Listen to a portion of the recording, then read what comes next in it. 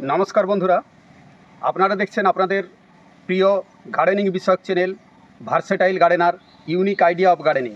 বন্ধুরা, ভিডিও শুরুতেই আপনাদের কাছে আমি ক্ষমা চেয়ে নিচ্ছি। এই কারণেই, অতিরিক্ত গরমের কারণে আমরা সময় মতো ভিডিও দিতে পারছি না। এর আগে সপ্তাহে 2টো করে ভিডিও আমরা আমাদের চ্যানেলে আপলোড করতাম, কিন্তু অতিরিক্ত দাবদাহের কারণে তীব্র গরম, আপনারা জানেন 46 থেকে 48 ডিগ্রি তাপমাত্রা আমাদের এখানে। সেই অবস্থায় প্রতিদিন ভিডিও করা আমাদের পক্ষে সম্ভব হচ্ছে না। এই জন্য আপনাদের কাছে আমি শুরুতেই দুঃখ প্রকাশ করছি। পরবর্তী সময় গরম কমে গেলে ঠিক একইভাবে সপ্তাহে 2টো করে ভিডিও আমরা আমাদের চ্যানেলে আপলোড করব। এখন আমরা 4 দিন বা 5 দিন অন্তর একটা করে ভিডিও এই মুহূর্তে আমরা আপলোড করতে পারছি। এই যে আপনারা দেখতে পাচ্ছেন এই বিশেষ কলার জাতটি, এটি খাটো জাতের একটি কলা। এর আগেও এই কলা গাছের উপর আমার অনেকগুলি ভিডিও এসেছে। আজকের এই ভিডিও বিশেষভাবে আমি আপনাদের সঙ্গে আলোচনা করব, বিশেষ করে যারা ছাদ বাগানে বা মাটিতে বা যারা বাণিজ্যিকভাবে এই কলার চাষ করতে চান, তারা কিভাবে সেই বাণিজ্যিক চাষ করবেন, এই কলা গাছ সম্পর্কে সম্পূর্ণ তথ্য জানানোর জন্যই আজকে আমি আপনাদের সঙ্গে উপস্থিত হয়েছি। বন্ধুরা, দেখতে পাচ্ছেন যে এই যে ছোট জাতের কলার এই যে ভ্যারাইটি, এটি G9 বা গ্র্যান্ড 9 নামে পরিচিত। এটি মূলত ইসরায়েলের একটি ভ্যারাইটি। ইসরায়েল থেকে প্রজাতিটি আসার পর আমাদের ভারতবর্ষের আবহাওয়ার সঙ্গে এই কলা গাছটি সুন্দরভাবে খাপ খাইয়ে নিয়েছে। এবং এই জাতের কলা গাছের বিশেষ বৈশিষ্ট্য হচ্ছে কি, শুরুতেই আপনাদের বলেছি যে এই কলা গাছগুলির হাইটে ছোট হয় এবং এই কলা গাছগুলি লাগানোর 6 থেকে 8 মাসের মধ্যেই এই গাছ থেকে আমরা ফলন পাই। তার সঙ্গে সঙ্গে এর রোগ প্রতিরোধ ক্ষমতা। কলা গাছের ক্ষেত্রে যে সমস্যা আমরা দেখতে পাই, এই কলা ছাড়াও আমার অনেকগুলো দেশি ভ্যারাইটির কলা গাছ আছে, সেখানে আমি এই সমস্যা দেখতে পাই। যে সমস্যাটি হলো কাণ্ড ছিদ্রকারী পোকার সমস্যা। কলা গাছ যখন ফল দেয়, অর্থাৎ কলার কাঁদি যখন বেরিয়ে আসে, ঠিক সেই মুহূর্তেই ওই ধরনের কীটপতঙ্গের আক্রমণ আমরা বেশি দেখতে পাই। কাণ্ড ছিদ্রকারী যে পোকা, যেগুলো মাজরা জাতীয় পোকা, সেই পোকার আক্রমণ এই গাছের তুলনামূলকভাবে অনেকটাই কম। এই কলার চাষ আমাদের পশ্চিমবঙ্গে, আসামে, এছাড়া মধ্যপ্রদেশ, উত্তরপ্রদেশ, ভারতবর্ষের সমস্ত রাজ্যেই বাণিজ্যিকভাবে এই কলার চাষ হচ্ছে।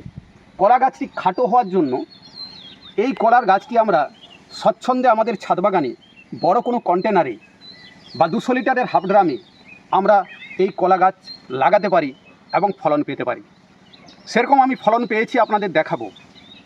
এছাড়াও এই গাছগুলি ছাড়াও আমার বেশ কয়েকটি গাছ রয়েছে G9-এর, সেগুলো আপনাদের দেখাবো।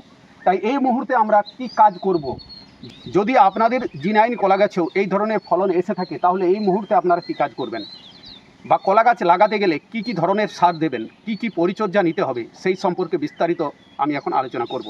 বন্ধুরা, যারা বাণিজ্যিকভাবে এই কলার চাষ করতে চান, তাদের আমি অবশ্যই বলবো টিস্যু কালচারের চারা আপনারা সংগ্রহ করুন। টিস্যু কালচারের চারা আপনারা কোনো ভালো নার্সারিতে কিংবা যে সমস্ত রিসার্চ সেন্টারগুলো রয়েছে, এছাড়া আমাদের যে সমস্ত এগ্রিকালচার ইউনিভার্সিটিগুলো রয়েছে, সেখানেও আপনারা যোগাযোগ করতে পারেন। সেখানে আপনারা এই ধরনের G9 কলা গাছের টিস্যু কালচারের চারা পাবেন। তাই বাণিজ্যিকভাবে করতে গেলে বা বাড়িতেও যদি আপনারা করতে যান, তাহলে সেক্ষেত্রে যদি টিস্যু কালচারের চারা আপনারা পেয়ে থাকেন, তাহলে অবশ্যই টিস্যু কালচারের চারা আপনারা সংগ্রহ করুন। টিস্যু কালচারের চারার এমন কোনো দাম নয়, মোটামুটি 10 থেকে 15 টাকা এই দামের মধ্যেই আপনারা পেয়ে যাবেন। বাণিজ্যিকভাবে করতে গেলে শুরুতে আমি বলেছি টিস্যু কালচারের চারা সংগ্রহ করুন। একটা চারা থেকে আরেকটা চারার দূরত্ব হবে 6 থেকে 7 ফুট। সেইভাবে আপনারা মাটিতে গর্ত কেটে নেবেন, কেটে নিয়ে সেখানে গোবর সার বা ভার্মি কম্পোস্ট, যদি আপনারা সেটাকে অর্গানিকভাবে করতে চান সেক্ষেত্রে হাড়ের গুঁড়ো, আর যদি আপনারা সেটাকে রাসায়নিক কিছু প্রয়োগ করতে চান, তাহলে আপনারা সুপার ফসফেট ব্যবহার করতে পারেন পরিমাণ মতো। এছাড়া সামান্য পরিমাণ ইউরিয়া, এছাড়া আপনারা এর পরিবর্তে DAP ব্যবহার করতে পারেন। সেইভাবে আপনারা গর্ত কেটে তারপর 6 থেকে 7 ফুট অন্তরে প্রতিটি গাছ বসাতে হবে। অর্থাৎ গাছ থেকে গাছের দূরত্ব হবে 6 থেকে 7 ফুট এবং সারি থেকে সারির দূরত্ব হবে 6 থেকে 7 ফুট। সেইভাবে আপনারা এগুলোকে লাগাবেন এবং এক্ষেত্রে দেখা গেছে যে প্রতি বিঘেতে মোটামুটি 400-র মতো চারা লাগবে। বাণিজ্যিকভাবে আপনারা এই কলা গাছের চাষ করুন। আর যারা মাটিতে করবেন, অর্থাৎ বাড়িতে 1-2টো গাছ প্রতিস্থাপন করবেন, সেক্ষেত্রে এই যে আপনারা দেখুন, যেমন আমি পাঁক মাটি সংগ্রহ করেছি। যদি সেক্ষেত্রে আপনাদের সম্ভব হয়, বা যারা বাণিজ্যিকভাবে করবেন তারাও গর্ত কেটে সেই গর্তের মধ্যে যদি পাঁক মাটি দিয়ে সেখানে তারপর গোবর সার, সামান্য পরিমাণ আপনারা হয়তো NPK ব্যবহার করতে পারেন, যেটা আপনাদের বলেছে DAP ব্যবহার করতে পারেন, তারপর যদি কলা গাছ প্রতিস্থাপন করেন তাহলে অবশ্যই খুব ভালো গ্রোথ কলা গাছে দেখতে পাওয়া যায়। যে কোনো কলা গাছের প্রধান খাবার হলো পাঁক জাতীয় মাটি। এই জন্য আপনারা দেখুন, আমি এই যে গাছটা, এই যে দুটি গাছ রয়েছে, গাছের চারদিকে পাঁক মাটি দিয়ে দিয়েছি। এর উপরে আমি জল দিচ্ছি, আস্তে আস্তে এই মাটি গলে যাবে। এই মাটির মধ্যে রয়েছে প্রচুর পরিমাণে জৈব পদার্থ, যা গাছের পক্ষে ভীষণ কার্যকরী হবে। কলা গাছে ভালো ফলন আনতে গেলে অবশ্যই পাঁক মাটির ব্যবহার করতে হবে। আর একটা বিষয় আপনাদের বলি, দেখুন এই যে প্রতিটি গাছ পিছু একটি করে চারা, এখানে যতগুলো বাড়তি চারা হবে সেগুলোকে আপনারা অবশ্যই তুলে অন্য জায়গায় লাগিয়ে দিতে পারেন। আমি সেই কাজটি করেছি, দেখাবো আপনাদের।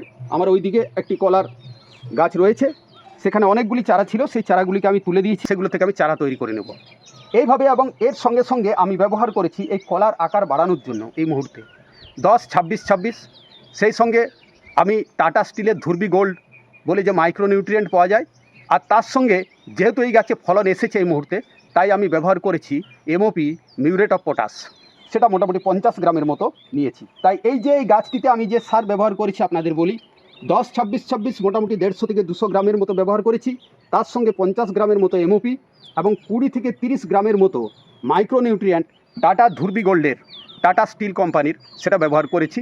তারপর এর উপরে এই পাঁক মাটি দিয়ে জল দিয়েছি। বন্ধুরা, এইভাবে আপনারা যদি আপনাদের বাড়িতে 2-4টে গাছ লাগিয়ে সেখান থেকে ফলন পেতে পারেন। এরপর এখানে আপনাদের সঙ্গে আলোচনা করব যে এই গাছে কী কী ধরনের রোগ হয়। শুরুতে আমি বলেছি যে কাণ্ড ছিদ্রকারী পোকা, তার জন্য আপনারা ব্যবহার করতে পারেন কার্বোফিউরান 3G। এই গাছ এমনিতে অনেকটাই রোগ প্রতিরোধী, এই জাতটার বিশেষ একটা বৈশিষ্ট্য। এছাড়া কলার কান্দি আসার পর কলাতে একটা বিশেষ পোকার আক্রমণ দেখতে পাওয়া যায়, সেই বিষয়ে এখন আপনাদের সঙ্গে আমি আলোচনা করব। কান্দি আসার পর অনেক সময় আপনারা দেখবেন যে কলার গায়ের উপর এরকম কালো কালো দাগ, যেন আঁচড়ে দিলে যেরকম দাগ হয় সেরকম দাগ। এই দাগটা মূলত বিটল পোকার কারণে হয়। বিটল বলে একটা বিশেষ পোকা রয়েছে, সেই পোকা এখানে এসে আক্রমণ করে। যদিও আমার এই গাছে সেরকম আক্রমণ নেই, কারণ আমি তার আগে ব্যবস্থা নিয়েছি। সেক্ষেত্রে আপনাদের যে কাজটা করতে হবে সেটা হলো কীটনাশক স্প্রে। আপনারা সবচাইতে ভালো যে কীটনাশকটা এখানে ব্যবহার করতে পারেন সেটা হলো প্রফেক্ট সুপার। প্রফেক্ট সুপার এই মুহূর্তে, অর্থাৎ কলার কান্দি থেকে কলার কান্দি বেরিয়ে যাওয়ার পর কলার যখন সাইজ এরকম হয়ে যাবে, সেই সময় বিটল পোকার আক্রমণ আমরা দেখতে পাই।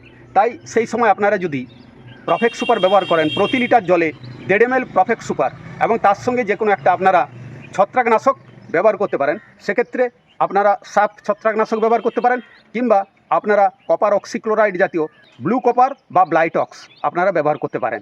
সেক্ষেত্রে আপনারা প্রফেক্ট সুপার ব্যবহার করবেন 1.5 ml প্রতি লিটার জলে, আর ব্লু কপার বা ব্লাইটক্স আপনারা ব্যবহার করবেন 2.5 থেকে 3 গ্রাম প্রতি লিটার জলে। একসাথে মিশিয়ে স্প্রে করবেন বিকেলের দিকে, তাহলেই দেখবেন এই সমস্যা থাকবে না।